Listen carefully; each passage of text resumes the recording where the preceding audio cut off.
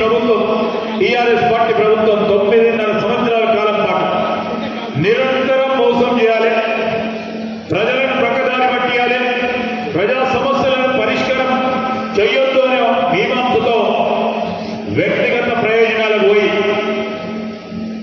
ప్రజల సమస్యల పరిష్కారాన్ని మర్చిపోయి, సంక్షేమాన్ని మర్చిపోయి, అభివృద్ధిని మర్చిపోయి ప్రజలు తీర్పు చెప్పిన సందర్భంలో ఇంకా కూడా వారికి సిగ్గొస్తలేదు, ఇంకా కూడా బాధంగా మాట్లాడుతున్నారు. మహిళా సోదరులు బస్సు ఎక్కి ప్రయాణం చేస్తూ ఉంటే ఆ బస్సు ప్రయాణంలో మీరు చాలా మంది కూడా చూస్తూ ఉంటారు.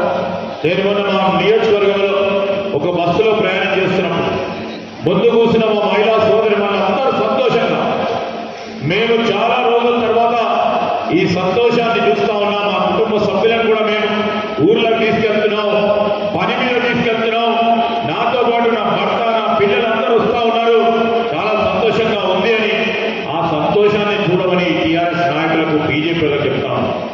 ఆ సంతోషాన్ని చూడలేస్తలేరు. ఏదో విధంగా దీన్ని పక్కదారి పట్టియాలి, ఏదో విధంగా మాట్లాడాలి అని ప్రతి సందర్భంలో కూడా నేను ఒక నాయకుడు మాట్లాడుతాడు, ఎన్నికలు వచ్చేలోపే మొత్తం 6 గ్యారెంటీలను అమలు చేయాలని అడుగుతున్నాడు.